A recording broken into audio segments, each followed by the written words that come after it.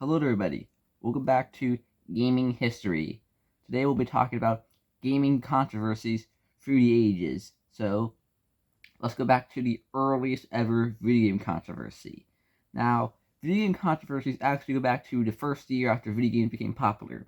It's the year 1973 with the game Gotcha by Atari Inc. Gotcha was released on October 11th, 1973 in North America. Now, what made it so controversial was not the content of the game itself, but the flyer advertising it and its controls. You see, the controls for it originally, when it first came out, were pink domes, mounds of sorts, and the flyer for the game, to advertise it, showed a man chasing after a woman in a pink nightdress, and he's grabbing her, and with the fact that the controls were originally big peak mounds you had to put your hands on, people were a little upset by that. So eventually, after a short amount of time, they replaced it with regular joysticks. The first video game to be that got people angry over the actual content of it was the game Death Race, released by Exidy in April of 1976.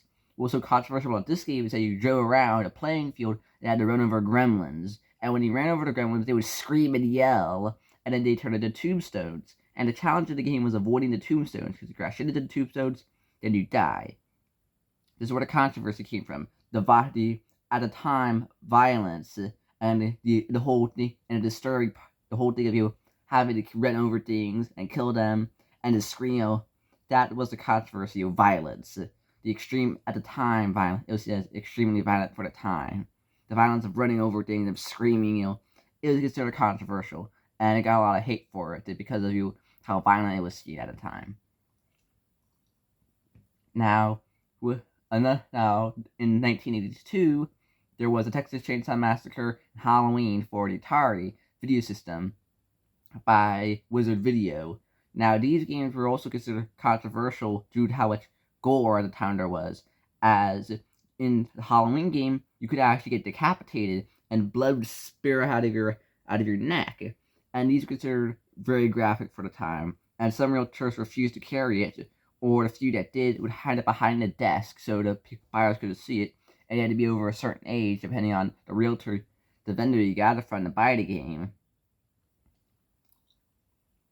In 1986, Exidy again released another game called Chiller. In Chiller, it was a light gun game. Using the light gun, you have to set off a variety of medieval torture devices.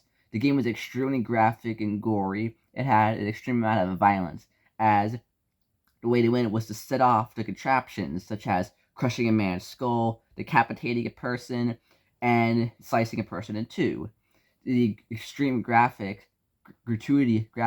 of it, and the fact that you were torturing regular people. These were just weren't zombies or creatures, just humans like me and you. You had to that caused a lot of anger amongst people. They didn't like the excessive gore and violence in it, and that it was glorifying it. It got re-released for the NES, Nintendo Entertainment System, 1990, and did not sell well due to how much graphic violence and gore was. And the Nintendo version did tone it down a bit, so the Nintendo version is the lesser version if you're trying to find the best version, because of how it toned down the gore and graphics. Now, a few years later down the line, Wolfenstein 3D came out by id Software in 1992. There was more controversy with that game over the amount of excessive gore in the game and Nazi imagery in the game, as it was actually banned outright by German retailers due to the fact that it featured a Nazi flag in it and Hitler as the final boss, as the country of Germany has a ban about the swastika and any sort of Nazi stuff, due to them not wanting to repeat the past mistakes of the Nazi regime. But mainly here, it was the violence and Nazi stuff. Now, that same year was the game Night Trap for the Sega CD. Now, it was actually featured alongside Doom, another id Software game, at a conference that took place in 1993 and 94 about violence in video games, and why there was no rating system. And now politicians at this event claimed that it promoted violence against women and glorified violence. But the thing is, if you played the game, you would know that you're supposed to protect the women in the game. The whole point of the game is that you're protecting them from the vampires, but they were saying that it was promoting violence against women and some more stuff like that. When you were supposed to be protecting the women, that's the whole point of the game. You got to save them. Now, the following year, that same year was Mortal Kombat. It was the most notorious example, right next to Doom, the most notorious example next to that, because of the extreme graphic violence. People got up in arms and were angered by the amount of gore there was in Mortal Kombat. Now, there was now the NES version. Now, the Sega Genesis version actually had a secret code you could put in to turn on the graphicness. Without it, it wouldn't be graphic. Now, the following year, 1993, was the year of Doom, also released by id Software. What was so controversial about Doom was its graphic imagery, excessive violence, the fact that it featured satanic imagery and demons in it. Religious and evangelical people called it satanic, that it promoted Satanism and would turn their children into Satan worshipping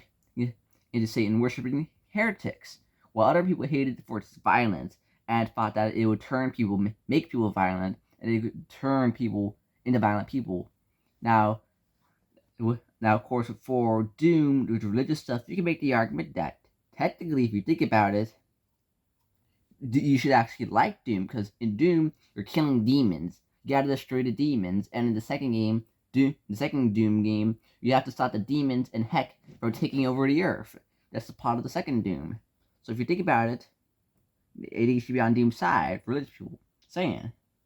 But the controversy came back later on with Doom in the 1990s after the Columbine Massacre, as the two men who had committed the Columbine Massacre had made a map of their high school using Doom. As in Doom, you're able to create your own custom-made maps.